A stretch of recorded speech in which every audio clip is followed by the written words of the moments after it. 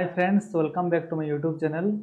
मैं दुलाल्लाह आप सभी का स्वागत करता हूं मेरे यूट्यूब चैनल पर। तो दोस्तों, आप सब कैसे हैं? आशा है सब स्वस्थ है, अच्छे हैं और मेरे क्लास को रेगुलर आप लोग देख रहे हैं। ठीक है, आप लोग को मैं पहले ही बता चुका हूँ, न्यू क्लास है, न्यू चैनल है, इसीलिए आप लोग को सपोर्ट करना होगा आगे ग्रो करने के लिए। क्योंकि मेरा जो चैनल है इसमें आप लोग को फ्री शिक्षा दिया जाता है और आगे भी आप लोग को फ्री शिक्षा दिया जाएगा। पूरा यूजीसी नेट का पेपर 2 में पॉलिटिकल साइंस एंड पेपर 1 को पूरा कंप्लीट करा जाएगा। तो जो बच्चा अभी तक हमारे साथ नहीं जुड़े हैं वो आइए हमसे जुड़िए। लाइव क्लास भी दिया जाता है। ठीक है, तो जब लाइव आना होगा तो पहले ही शेड्यूल कर दिया जाएगा। आप लोग नोटिफिकेशन को अपना रिमाइंड कर लीजिएगा और रिमाइंड सेट कर लीजिएगा ताकि आप लोग को नोटिफिकेशन मिल जाए। ठीक है, तो चलिए बिना देर के शुरू करते हैं। शुरू करने से पहले आप लोग चैनल को लाइक, शेयर एंड सब्सक्राइब जरूर कीजिएगा। ठीक है, चलिए आगे बढ़ते हैं। ठीक है, हम लोग पाई चार्ट को देख रहे हैं जिसमें देखिए बाएं तरफ में लिखा हुआ है। ठीक है, यातायात का 5%, शिक्षा का 12%, आवास का 15%, वस्त्र का 10%, भोजन का 23%, बचत का 15% एंड अन्य का आपका दिया हुआ है 20%, है ना। इस तरह से दिया हुआ है। तो चलिए हम लोग तो कंप्लीट करते हैं ना। क्वेश्चन नंबर 1 में कह रहा है कि यदि वर्ष 2004 का कुल खर्च 46,000 हो तो भोजन के मद पर किया गया खर्च कितना है? आसान है ना। भोजन कितना प्रतिशत दिया हुआ है? 23%। जो बच्चा नहीं समझ पा रहे वो पीछे का वीडियो देख लीजिए, उसमें आप लोग का profit and loss, percentage, ratio, proportion, ये सभी चीजों को लेकर एक वीडियो बनाया गया है ताकि आप लोग को आसानी हो। ठीक है, तो 23% हमेशा प्रतिशत किस में होता है? 100 में होता है, बट्टा इंटू 46,000 कर दो। ठीक है, तो काट दो। ठीक है, इन दोनों को काट दिया गया। अब बचा क्या हमारे पास? ठीक है, तो हम लोग जीरो को बाद में काउंट कर लेंगे, है ना।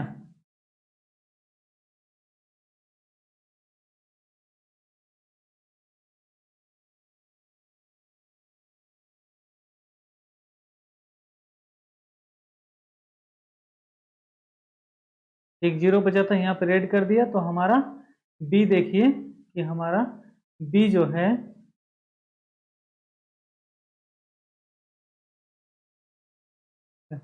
हमारा बी जो है, ठीक है, ये आंसर हो गया, है ना।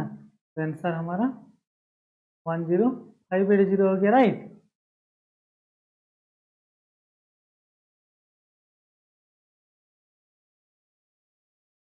आगे के क्वेश्चन की ओर चलते हैं। इसमें लिखा हो कि न्यूनतम खर्च किस मद पर किया जाता है। ठीक है, आपको हमेशा निकालने के लिए जरूरत नहीं होता है, कुछ अंदाजा भी लगाना पड़ता है। नहीं तो जो आपको टाइम दिया जाता है हर एक क्वेश्चन में लगभग 1 मिनट के आसपास में रहता है, वो टाइम आप मेकअप नहीं कर पाओगे, पूरा नहीं कर पाओगे, है ना। तो सबसे कम देखिए ना, यहीं पर दिख रहा है सबसे कम किसमें है? यातायात में है। तो आपका आंसर यातायात हो जाएगा, राइट। आगे क्वेश्चन को चलते हैं। है कि शिक्षा मद पर किया गया खर्च से कम खर्च किस मद पर किया गया है? तो शिक्षा से नीचे वाला खर्च हम देख लेते हैं। तो वस्त्र, भोजन, शिक्षा, शिक्षा में कितना है? 12%। इसके बाद में क्या है आपका? वस्त्र में 23%, उसके बाद है 5%। तो सब इससे नीचे, शिक्षा के नीचे में कौन है? तो वस्त्र है, राइट। तो हमारे आंसर क्या हो गया? बी हो गया, वस्त्र हमारा आंसर हो जाएगा। ठीक है, आगे के क्वेश्चन की ओर बढ़ते हैं। क्वेश्चन नंबर 4 में है बचत के मद पर खर्च यदि रुपया 3,000 हो तो वस्त्र के मद पर कितनी राशि खर्च होगी? ठीक है, तो सबसे पहले आप लोग बचत देख लो, बचत कितना है? प्रतिशत किसके बराबर है? 3,000 के बराबर है। तो 1% को देख लो पहले, इस तरह का क्वेश्चन में पहले ही कराया हूँ। आप लोग पीछे का वीडियो देख लीजिए जो समझ नहीं पा रहे हैं ना।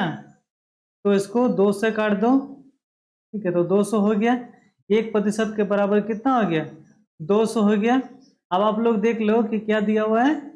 वस्त्रों के मद पर खर्चा है ना, तो वस्त्र कितना दिया हुआ है, वस्त्र है 10%, है ना, यही है ना, वस्त्र है 10%, तो 10 × 200 कर दो, क्योंकि 1% का हम निकाल चुके हैं, 1% का बराबर 200 हुआ है, तो वस्त्र का बराबर कितना हो जाएगा, हमारा 2000 हो गया, है ना, यही हमारे आंसर है, राइट। आगे क्वेश्चन में बढ़ते हैं, ठीक है। अन्न मद के बाद, ठीक है, अन्न मद के बाद सर्वाधिक खर्च का मद है, ठीक है, अन्न के बाद देख लीजिए सबसे, ठीक है, अन्न कितना है, ठीक है, अन्न, अन्न में आपका 20%, तो लिखा हो अन्न मद के बाद सर्वाधिक खर्च का मद है, तो सर्वाधिक खर्च हम देख लेते हैं, भोजन है अन्न के बाद, और तो नहीं है कंपेयर करके, राइट, तो हमारा भोजन हो गया, राइट है ना, तो आंसर हमारा बी हो गया।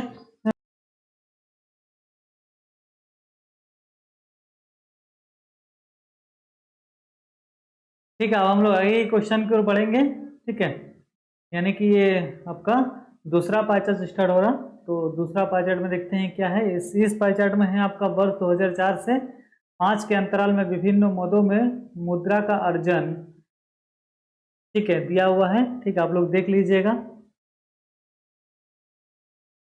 ये सभी आपका दिया हुआ है। और एक चीज देख लीजिए, 45 डिग्री के बराबर कितना है, चाय क्या दिया है, 150 किलो, तो सबसे पहले ना आप लोग इसको निकाल लीजिए, 45 डिग्री के बराबर कितना है, 150 है, तो 1 डिग्री के बराबर हम लोग निकाल लेते हैं, 15 से काट दो, ठीक है, तो 1 डिग्री के बराबर हमारा कितना निकल गया, 10/3 निकल गया। अब कह रहा है कि चीनी के चीनी क्षेत्र के बराबर विदेशी मुद्रा अर्जित करने के लिए आईटी क्षेत्र को अपने निर्यात में कितना और वृद्धि करना होगा, ठीक है, तो पहले चीनी का निकाल लो, या फिर अब ऐसा भी कर सकते हैं, इसको डायरेक्टली भी निकाल सकते हैं, ठीक है, 90 तो के लिए बेहतर होगा, आप लोग अलग अलग ही कर लो ना,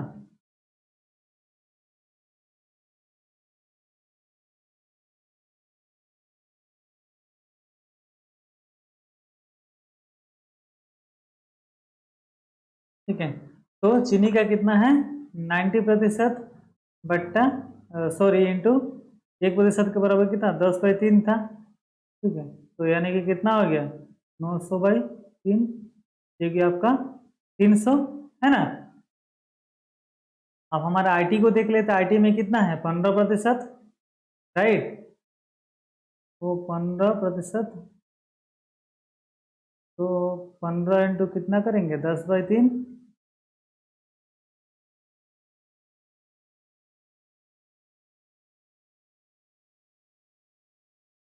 ठीक है, तो आईटी का कितना हो गया, 50, अब इसको कितना बराबरी करना होगा, तो इसको घटा दो आप लोग, तो इसको 250 करोड़ और बराबर करना होगा, है ना।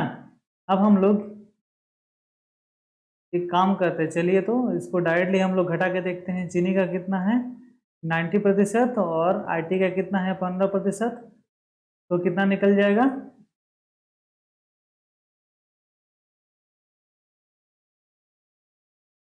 75 इंटू 10/3 कर दो, तो 75, ठीक है, निकल गया, तो ये हुआ आपका ट्रिक 1,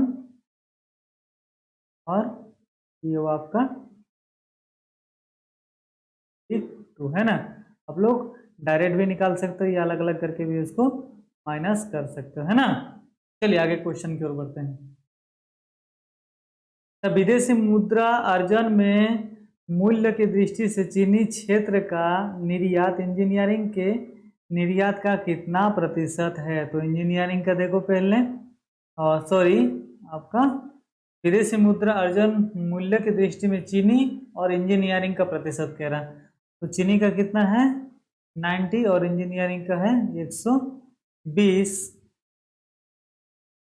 टोटल कितना है,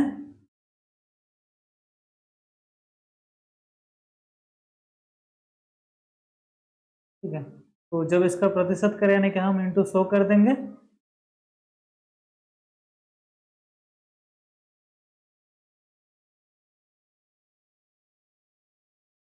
तो हमारा कितना निकल गया, 75% है ना।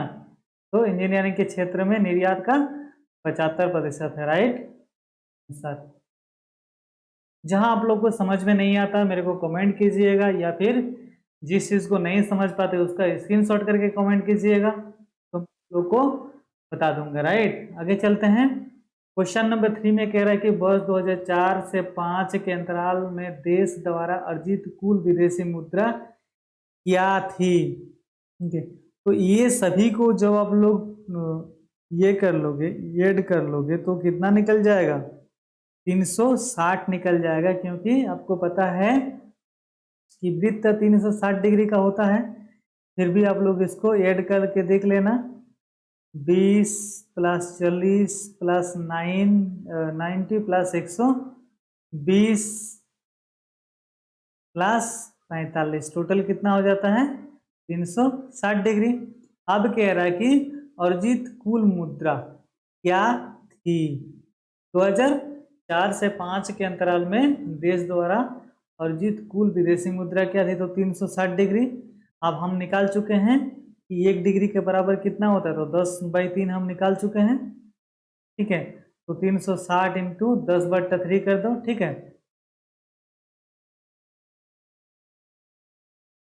हमारा कितना निकल गया, विदेशी मुद्रा, सॉरी 1200 निकल गया है ना। तो 1200 करोड़ विदेशी मुद्रा हम प्राप्त करते हैं, राइट, 2004 से 5 के अंतराल में। ओके, डाउट, ओके, चलिए आगे बढ़ते हैं। क्वेश्चन नंबर 4 में कह रहे यदि अगले वर्ष अर्जन में 50% वृद्धि हो तो इंजीनियरिंग सामान का योगदान कितना होगा यदि इसका प्रतिशत योगदान पहले के समान हो, ठीक है। 50% वृद्धि यानी कि कितना है, 150, ठीक है। तभी तो 100 में 50% की वृद्धि हो रही है ना। अब इसका टोटल कितना है हमारा, ठीक है। यदि अगले वर्ष अर्जन में 50% वृद्धि हो तो इंजीनियरिंग सामान का योगदान कितना होगा यदि इसका प्रतिशत योगदान पहले के समान है। तो हमारा टोटल विदेशी मुद्रा हम कितना अर्जन करते हैं एक साल में, 1200 करोड़ अर्जन करते हैं, राइट। तो काटो, हरा हो जाएगा,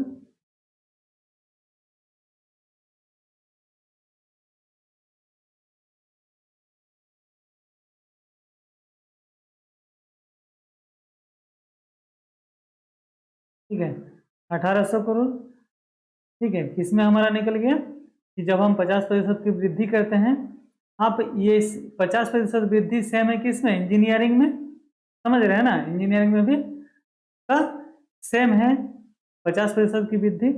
तो हम इसको इनटू कर देंगे तो इंजीनियरिंग में कितना है, 120% डिवाइडेड बाई कितना, 360 डिग्री। पूरा वृत्त का हमको तो 360 डिग्री की मिलता है ना। अब हमको कितना रुपया का मुनाफा हुआ है, तो 1800 करोड़ का हुआ है, राइट। तो 1800 करोड़ अब हमारे इंजीनियरिंग में योगदान का भी निकल जाएगा, है ना, 3 से निकल जाएगा। अब इसको 6 से काट दो, तो हमारा इंजीनियरिंग सामान का योगदान कितना रहा, 600 करोड़ के बराबर रहा है ना, 600 करोड़ के बराबर रहा है। तो ये हमारा आंसर हो गया। ओके, आगे बढ़ते हैं। क्वेश्चन नंबर 5 में कह रहा है कि यदि चमड़े के निर्यात मूल्यों में 10% की कमी आई हो तो मूल्यों की दृष्टि से इसका योगदान क्या होगा। सबसे पहले समझ लीजिए, चमड़े के निर्यात मूल्यों में 10% की कमी आई है तो इसका मूल्यों की दृष्टि से योगदान क्या होगा। सबसे पहले हम देख लेते कि हमारा जो चमड़ा है 40% है, यानी कि 40 × 10/3, क्योंकि हमारा 1% के बराबर 10/3 निकलता है, तो 400 बराबर 3, ठीक है। ये हमारा क्या है, चमड़ा में मूल्य का योगदान है। अब जब हमारा 10% की कमी हो जाती है, 10% की कमी यानी कि किसमें कमी होता है, ये हमेशा 100 पे होता है, तो 100 - 10 कर दो तो 90। अब ये 90 प्रतिशत जो है किसमें है, आपका 100 में से 90% है, तभी तो 10% की कमी हो रही है ना। जब 100 में से 90% होगा यानी कि 10% कमी होगा, 100 में 100 नहीं हो रहा, तो इसके साथ इसको आप गुना कर दोगे, ठीक है, तो इनके जो मूल्यों का योगदान होता है वो निकल जाएगा।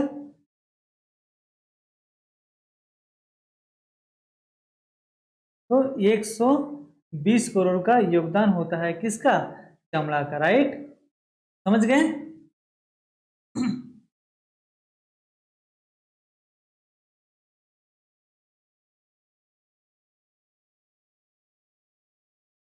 आज के क्लास में इतना ही, हम लोग फिर अगला क्लास में मिलेंगे एक नया टॉपिक नया चैप्टर के साथ। पाई चार्ट में इतना ही है क्योंकि पाई चार्ट बहुत ही कम पूछा जाता है एग्जाम में, ठीक है।